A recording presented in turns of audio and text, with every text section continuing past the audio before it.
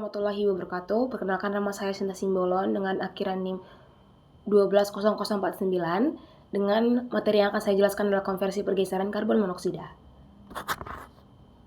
Adapun konsep dasar konversi pergeseran karbon monoksida yang mana dalamnya hanya N2 dan hidrogen yang dibutuhkan, sehingga semua oksida karbon seperti karbon monoksida dan karbon dioksida harus dihilangkan dari gas sintesis.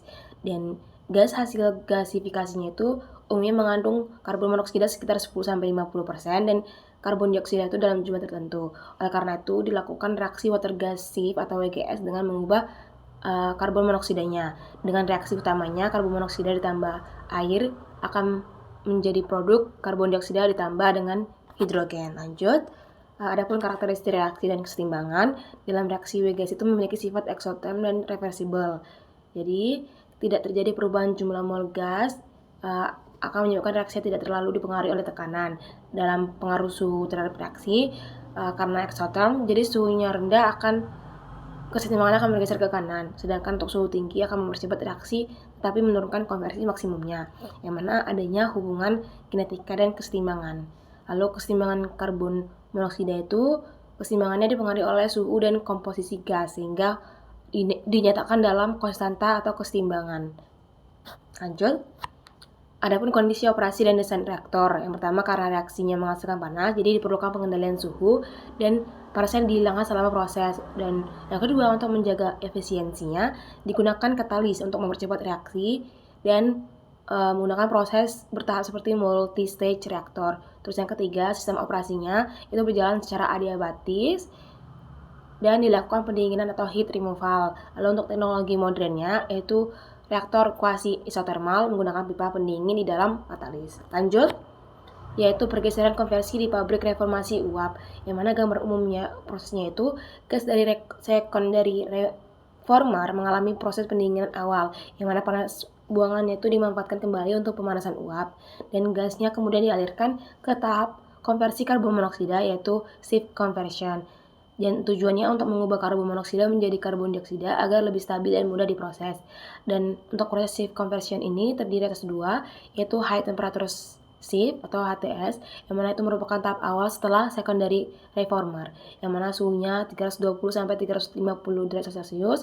Katalis yang digunakan besi kromium dan reaksinya berjalan secara eksotermis yang akan mengalami kenaikan suhu sekitar 50-70 derajat Celcius, yang mana akan menurunkan karbon monoksida dari kadar tinggi menjadi sekitar kurang lebih 3%.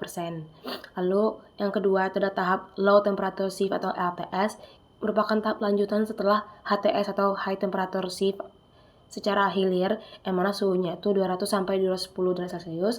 Katalis yang digunakan tembaga seng di alumina dan gasnya didinginkan terlebih dahulu sebelum masuk reaktor. Lanjut, yaitu mekanisme reaksi HTS atau high temperature shift, yaitu dia berlangsung pada permukaan katalis melalui mekanisme oksidasi reduksi yang akan diklasifikasikan sebagai mekanisme radial Rayleigh. Adapun tahap mekanisme reaksinya, yang pertama tahap interaksi H2O, tahap kedua reaksi karbon monoksida, dan tahap ketiga siklus katalitik. Lanjut, kinetika reaksi HTS, yang mana karakteristik laju reaksi dan pengaruh operasi itu dipengaruhi oleh konsentrasi reaktan, kondisi operasi, dan fenomena transformasi dan dalam sistem katalitik. Untuk order reaksi, karbon monoksida itu merupakan order pertama yang menjadi komponen utama yang mengontrol laju reaksi. Terus untuk uap air itu ordernya 0, jadi tidak memberi pengaruh untuk laju reaksi. Terus yang pengaruh tekanan, pada kondisi industri sekitar 10-50 bar, laju reaksi dipengaruhi oleh tekanan total. Lalu untuk pengaruh difusi massa, dalam sistem nyata terjadi hambatan perpindahan massa dari fase gas ke permukaan katalis.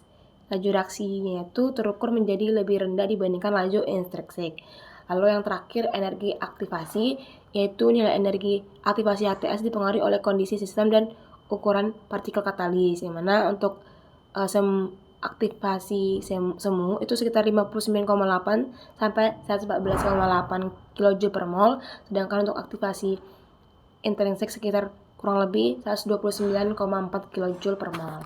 Lanjut, itu adalah konversi pergeseran suhu rendah atau LTS, yang mana untuk LTS ini merupakan tahap lanjutan dari proses water gas shift setelah HTS, bertujuan untuk menurunkan kadar karbon monoksida lebih lanjut hingga sangat rendah, yang mana suhunya itu sekitar 200 derajat Celcius dan lebih rendah dibandingkan HTS. Dan suhu rendahnya itu membantu reaksi bergeser ke arah produk. Dan untuk reaksi utamanya masih sama seperti yang sebelumnya, karbon monoksida ditambah dengan air akan menghasilkan karbon dioksida ditambah H2.